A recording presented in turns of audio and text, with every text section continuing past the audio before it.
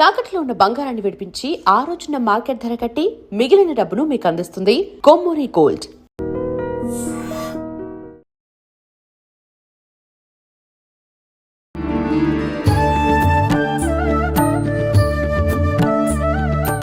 నమస్కారం అమ్మా.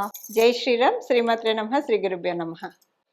అమ్మ, ఈ మధ్య కాలంలో సప్త శనివార వ్రతం గురించి చాలా ఎక్కువగా వింటున్నాం. ముఖ్యంగా సెలబ్రిటీలు ఏదైనా చేసిన తర్వాత దాన్ని ఎక్కువగా హైలైట్ చేస్తూ ఉంటారు. ఈ మధ్య కాలంలో ఒకరిద్దరు సెలబ్రిటీల వ్రతాన్ని ఆచరించడము, దాని ఫలితాన్ని మేము పొందాము ఒక 4 నుంచి 5 వారాలు అవ్వగానే అని చెప్పటం వల్ల జనాల్లో ఆసక్తి పెరిగింది. ఏంటి అసలు ఈ వ్రతం, మరి మేము ఎలా చేసుకోవచ్చు, అసలు ఎందుకు చేసుకోవాలి అని చెప్పి. నిజంగా ఈ సప్త శనివార వ్రతాన్ని ఎవరు ఆచరించవచ్చు, ఆచరిస్తే వచ్చే ఫలితం ఏంటమ్మా? తప్పకుండా విజిత. గోవిందుడు అందరి వాడు, వీళ్ళు వాళ్ళని కాదు, ప్రతి ఒక్కళ్ళు చేయొచ్చు. కలియుగ ప్రత్యక్ష దైవము శ్రీమన్నారాయణుడు, కొలిచిన వాడికి కొంగు బంగారం. ఆయన గురించి ఎంత చెప్పుకున్నా ఇలాంటివి చాలా తక్కువ అని చెప్పచ్చు. కొంగు వరాల్ని, అంటే కోరిన వరాన్ని గుప్పించే దేవుడు, కొండంత వరాన్ని గుప్పించే దేవుడు అని మనకి వాగ్గేయకారులు కూడా కీర్తనలు రచించారు కదా. సప్త శనివారాల వ్రతం నేను కూడా చేశాను. ఇప్పుడు కాదు, చాలా లాంగ్ బ్యాక్ చేశాను. ఓకే. సప్త శనివారాల వ్రతం చేసిన తర్వాత ఇందాక మనం మాట్లాడుకున్నట్టు కరెక్ట్గా లాస్ట్ వారం అంటే నేను 7 వారాలు అయిన తర్వాత ఇంకొక వారం ఎక్స్ట్రా చేశాను. 8 వారాలు. ఎందుకనమ్మా? వడ్డీ కాసుల వాడు అంటారు. నా భావనతోటి ఇంకొక వారం చేస్తే మంచిదే కదా, ఇంకా కనెక్షన్ స్వామి వారితో ఉంటుందని చెప్పి 8వ వారం చేశాను. 8వ వారం చేసినప్పుడు ఆ రోజు నాకు తిరుపతి లడ్డు పక్క వాళ్ళు అనుకోకుండా తెచ్చి ఇవ్వడం ఒకటి. పూజ అయింది పొద్దున పూట, అంటే సాయంత్రం పూట చేసేదాన్ని. మనం పొద్దున పూట కూడా పూజ చేస్తాం కదా, పొద్దున పూట సంకల్పం చెప్పుకునేదాన్ని. ఉపవాసం ఉండి సాయంత్రం వరకు సాయంత్రం చేసుకునేదాన్ని స్వామివారి పూజ. ప్రత్యేకించి ఆయనకి పచ్చటి పువ్వులు, మళ్ళీ పూల మాలలు, అలంకార ప్రియుడు కదా, సో విశేషమైన అలంకారం చేసి సాయంత్రం పూట చేసుకునేదాన్ని. కానీ ప్రతి శనివారం ఉదయాన్నే పసుపు గణపతిని చేసి సంకల్పం చెప్పుకునేదాన్ని. ఈ రోజు నేను చేస్తున్నాను, నిర్విఘ్నంగా చూసే బాధ్యత నీదే అని స్వామివారికి కూడా చెప్పుకునేదాన్ని, నా చేత చేయించిన ఆయన. 8వ వారము పొద్దున్నే పూజ అయ్యి మడి విప్పేసేసి పక్కకు వచ్చిన తర్వాత ఒక ఆవిడ వచ్చింది. ఆవిడ గోవిందమాల వేసుకుంది. అది కూడా ఆవిడ తిరుపతి వెళ్తూ జోల పెట్టడం అంటారు. ఇది వరకు జోల పెట్టేవాళ్ళు. ఒకప్పుడు 20 years బ్యాక్ వెళ్తే కొంతమంది మొక్కుకునే వాళ్ళు, అంటే వాళ్ళు డబ్బులు లేని వాళ్ళు అని కాదు, డబ్బులు ఉన్న వాళ్ళు పట్టేవాళ్ళు, లేని వాళ్ళు కూడా అడిగి వెళ్ళేవాళ్ళు. ఉన్నవాళ్ళు కూడా సంపన్నులు కూడా నేను చూశాను. వాళ్ళు అంటే ఒక ముడుపు లాంటి చెంబు ఒకటి తీసుకొని స్వామివారి పటం పెట్టుకొని అలా రోడ్డు మీద వెళ్ళిపోతూనే ఉంటారు. అది చూసామా మన అదృష్టం. వెళ్ళి పరిగెత్తుకుంటూ వెళ్ళి వేసిన వాళ్ళని నేను చాలా మందిని చూశాను. అంత నమ్మేవాళ్ళు. అలా కొంతమంది మొక్కుకొని వెళ్ళేవాళ్ళు. ఎందుకంటే వెళ్ళలేకపోయినా అలా వెళ్ళేవాళ్ళు. అందుకే ఇప్పుడు కూడా చూడండి, ఎవరైనా తిరుపతి వెళ్తున్నా అంటే దక్షిణ వేస్తారు. మీరు ఇప్పుడంటే ఫోన్ పేలు చేస్తున్నారు, స్వామివారికి సమర్పించండి, చేతికి ఇవ్వడం, ఇలాంటివి చేస్తారు. ఎందుకంటే ఒక యాత్రకి వెళ్ళేప్పుడు 10 మంది సహకారంతో వెళ్తే యాత్ర చేయలేని వాళ్ళకు కూడా యాత్ర చేసిన పుణ్యం వస్తుంది. అదొక ఇది అనమాట. అదొకటి. సెకండ్ థింగ్ ఏంటంటే, ఆమె గోవిందమాల వేసుకుంది. ఆమె తిరుపతి వెళ్తుందట.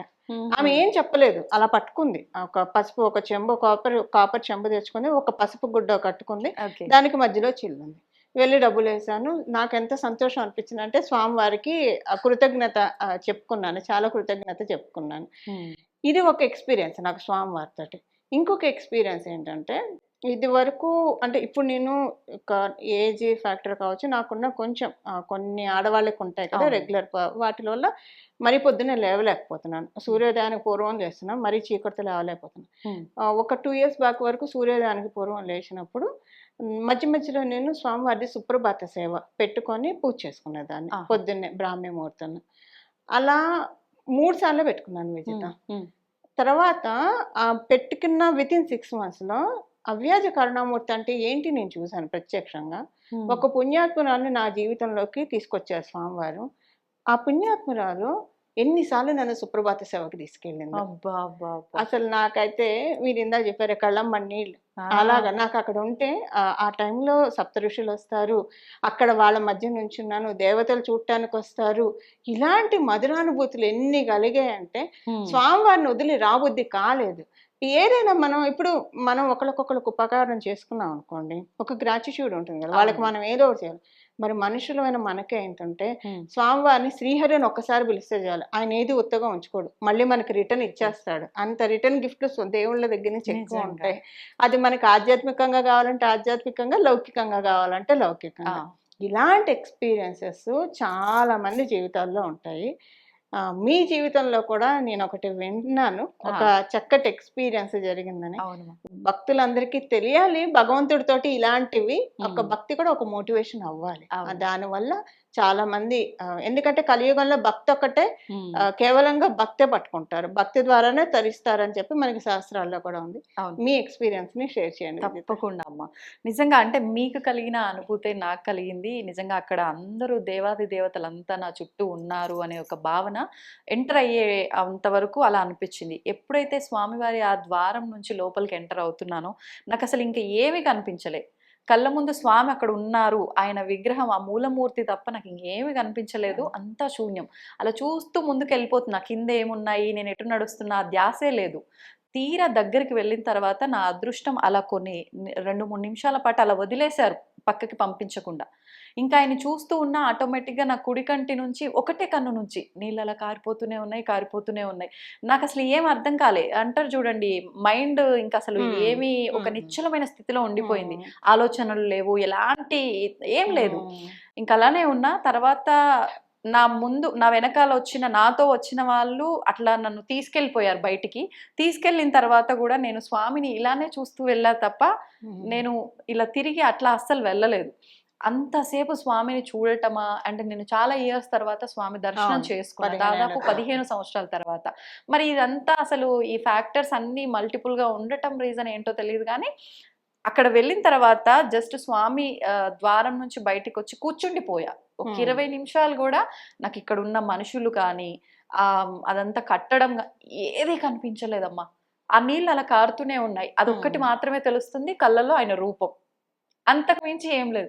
అసలు ఎందుకు ఇలా జరిగింది, నేను ఎందుకు ఏడ్చేసిన అంటే, నేను ఎమోషనలా, ఎందుకని లోపలికి వెళ్ళగానే ఎందుకు ఏడ్చేశాను, ఇదంతా శూన్యంగా ఎందుకు మారింది, ఆయన ఒక్కరే నా ముందు ఎందుకున్నారు, ఈ అనుభూతి అయితే ఒక క్వశ్చన్ మార్క్ ఉన్నప్పటికీ అనుభూతి మాత్రం అసలు చెప్పలేనిదమ్మా నిజంగా. ఎందుకు అయి ఉంటుందంటారు ఈ ఏడవటం కానీ ఇవన్నీ? మీరు చెప్పండి. తప్పకుండా.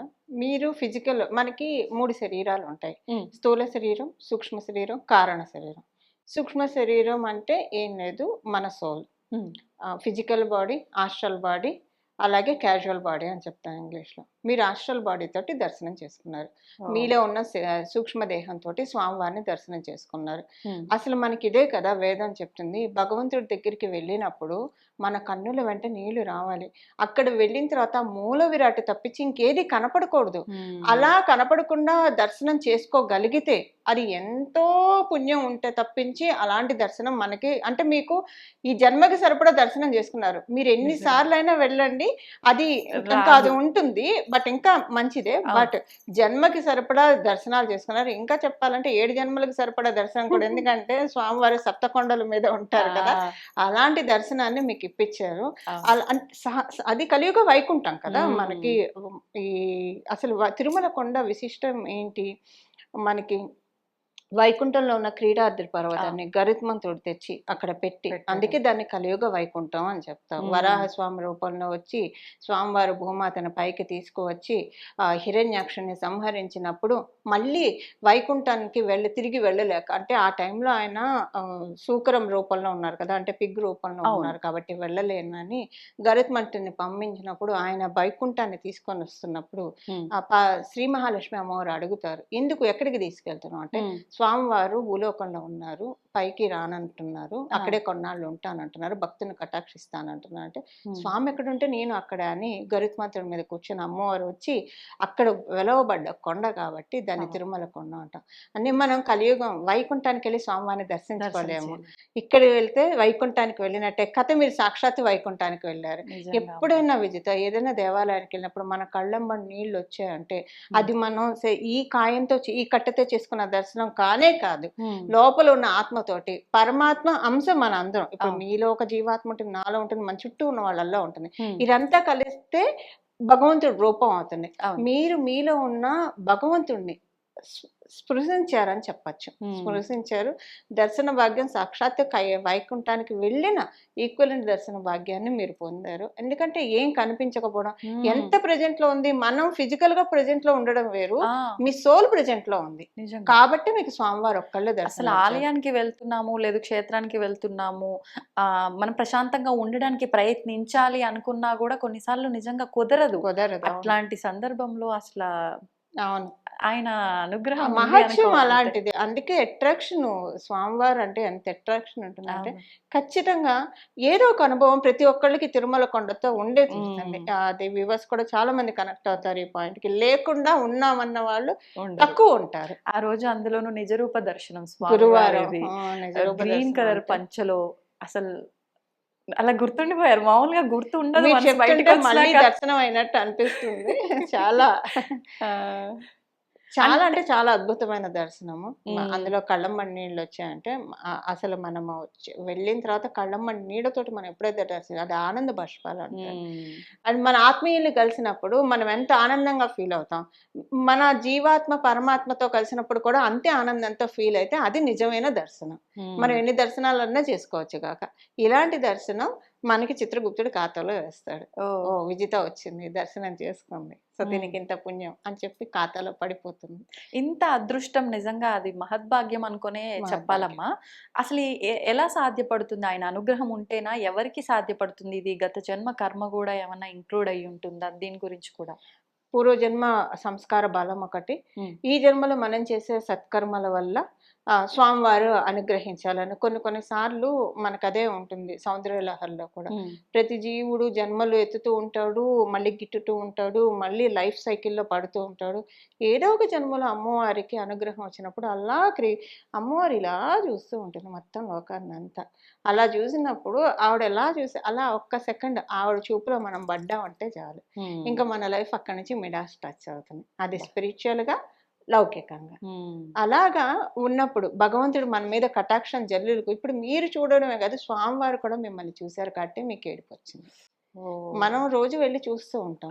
ఆ ఏడుపు వచ్చిందంటే ఈ జీవాత్మ పరమాత్మను దర్శించుకుంది, పరమాత్మ కూడా ఈ జీవాత్మని చూసినప్పుడే అలా కళ్ళమ్మడి నీళ్ళు వస్తాయి. ఇది చాలా మంది జీవితాల్లో ఇలా జరిగితే కనుక అందరూ కనెక్ట్ అయినట్టే.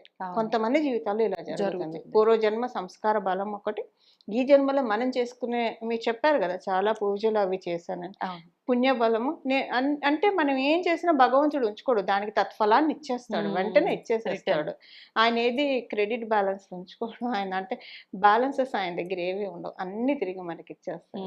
సో అలా మీకు జరిగిన, మళ్ళీ నేను ఇదంతా ప్లానింగ్ ప్రకారం దర్శనం కోసం వెళ్ళింది కూడా కాదు, నేను షూట్ పర్పస్ లో వెళ్ళి అనుకోకుండా దర్శన భాగ్యం నాకు కలిగింది. నిజంగా అన్ఎక్స్పెక్టెడ్ థింగ్స్ అన్ని ఇట్లా జరిగినాయి, అసలు అద్భుతాలు. మళ్ళీ అదైతే నిజంగా ఒక, అంటే మీరు చెప్తున్నప్పుడు కూడా మళ్ళీ నేను వెళ్ళి నా దర్శనం చేసుకున్న ఫీలింగ్ అన్నది కలుగుతుంది. చాలా మంచి ఎక్స్పీరియన్స్. అవునమ్మా. అసలు అంటే స్వామివారిని మనం పట్టుకుంటే కలియుగ ప్రత్యక్ష దైవం అన్న విషయం అక్షర సత్యం అని అడుగడుగునా మనకి రుజువు అవుతూనే ఉంటుంది. సంతోషం మా, నిజంగా నాకు ఆ ఎక్స్పీరియన్స్ జరిగిన తర్వాత ఆ హ్యాపీనెస్ నాకు ఇప్పటికీ, ఆ చూసిన విధానం కానివ్వండి, ఆ హ్యాపీనెస్ కానివ్వండి, అది ఏది మారలే. మాట్లాడుకుంటుంటే మళ్ళీ నాకు అదే హ్యాపీనెస్ ఉంది, అదంతా కూడా తెలుస్తుంది. అది ఎందుకు అనేది అర్థం అవుతుంది కదా, విన్న తర్వాత ఇంకా హ్యాపీ అనిపిస్తుంది. ధన్యవాదాలమ్మా. మంగళం. నమో భగవతే వాసుదేవాయ. జై Sriram. And for more videos, please subscribe to iDream. Please subscribe to iDream. Please subscribe iDream. And please subscribe to iDream. For more videos, subscribe to iDream. please like, share and subscribe to the channel. Congratulations, iDream. Subscribe to iDream. Subscribe to iDream. So subscribe to iDream Media. iDream ki iDream team अंदर की huge congratulations. Please subscribe iDream Media. Please subscribe to iDream. Subscribe iDream. Please subscribe to iDream. iDream అంటే నా కళల ఛానల్ను subscribe చేసుకున్న నోరు తిరుగుతలేదు, మీరైతే గంట గుర్తు కొట్టండి. For more such videos, please subscribe to iDream. Subscribe to iDream. Please subscribe to iDream. Please subscribe iDream Media. Please do subscribe to iDream. Please subscribe to iDream Media. For best entertainment and information, please subscribe iDream. And don't forget to subscribe to iDream.